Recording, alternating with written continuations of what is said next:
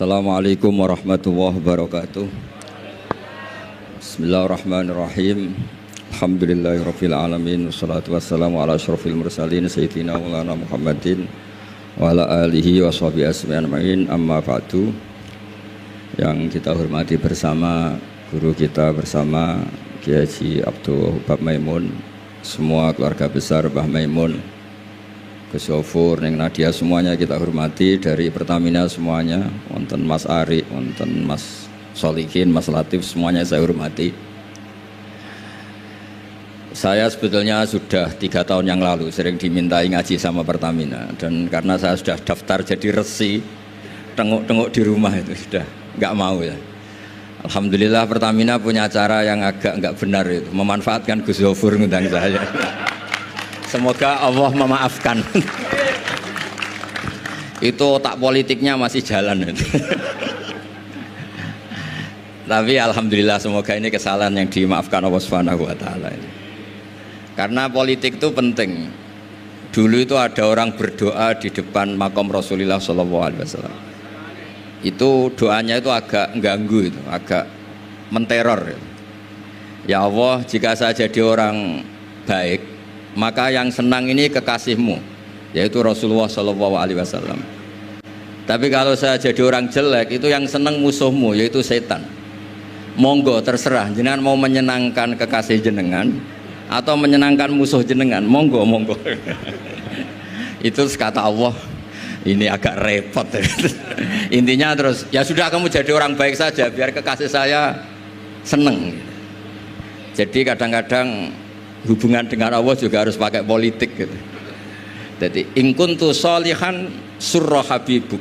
Kalau saya jadi orang soleh maka yang senang kekasihmu. Kalau saya jadi orang jelek yang senang itu musuh engkau. Terserah jenengan sebagai Tuhan milih mana, menyenangkan kekasihmu atau menyenangkan musuhmu. Jadi kadang-kadang dalam dunia ngaji itu juga harus ada akal-akalan gitu. Saya berkali-kali jadi korban. Sebetulnya saya senang uzlah itu bukan karena apa-apa. Satu, iktifa dengan kiai yang sudah ada. Kedua, ya bapak saya itu namanya Kiai Nur Salim, itu punya bapak namanya Mbah Nur Sam. Sepuh-sepuh itu memang uzlah. Mungkin faktor gen. Jadi saya membatasi sekali. Tadi neruskan ngajinya Gus Yofur, saya disuruh agak lama, tapi bukan lama, agak lama itu ya 15 menit. Sambil nunggu Gus Idror. Tadi beliau cerita Mbah Maimun itu menjadikan belajar itu torekoh. Torekoh itu ilmu, kata Mbah Mun, mengajar. Jadi beliau saking tawaduknya nggak pakai bahasa Arab. Memang teks hadisnya itu Arabnya itu ad-dunya mal'unah, mal'unun ma fiha illa dzikrawah wa mawalahu, aw aliman aw muta'aliman. Jadi dunia ini semuanya terlaknati, kecuali yang terkait ingat Allah, ingat belajar, ingat ilmu. Saya sering, karena saya ini termasuk peneliti, saya bikin analogi.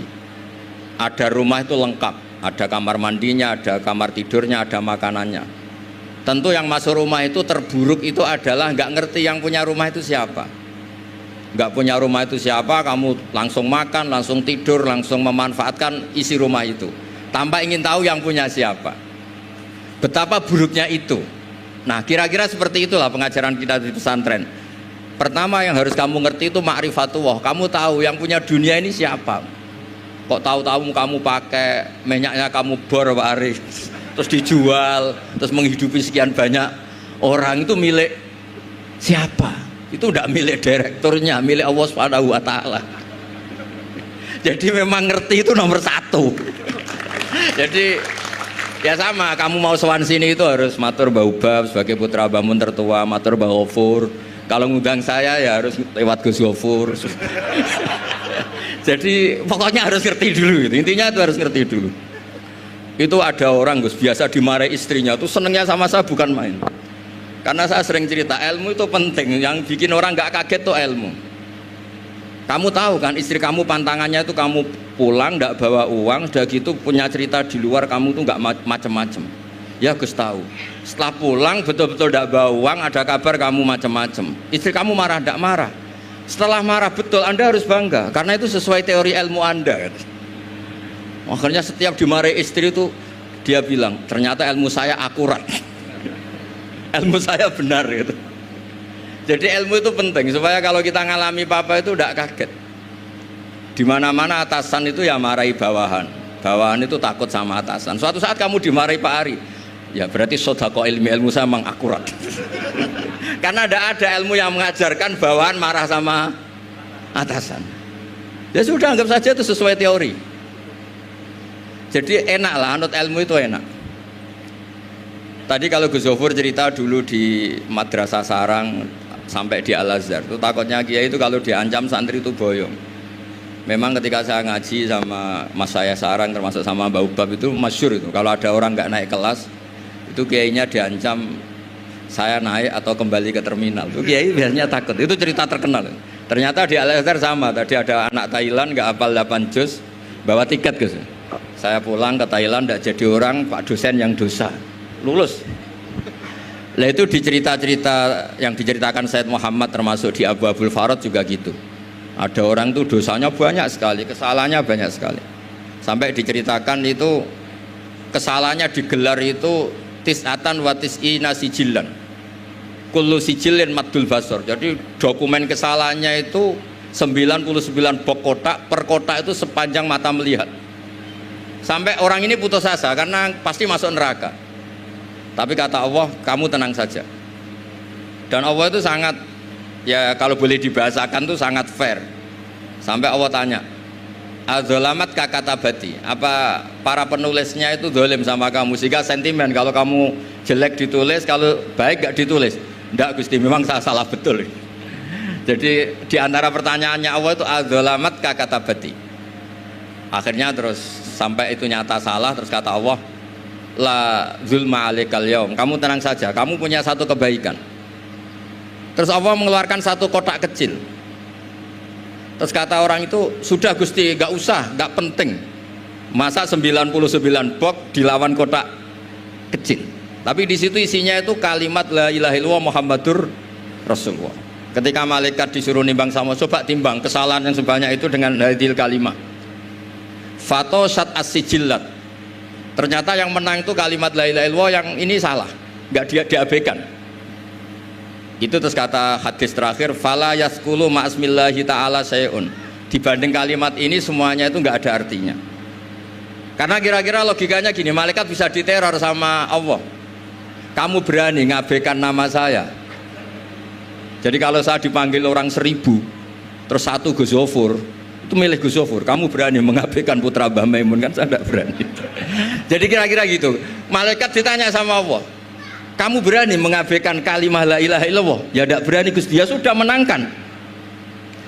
Jadi intinya itu penting sekali kalimah-kalimah thayyibah la ilaha illallah Muhammadur Rasulullah. Sujud tadi yang diajarkan Gus Zofur, apalagi tahajud, terus dilihat anak, katanya seneng sekali. Ternyata bapak saya ahli tahajud.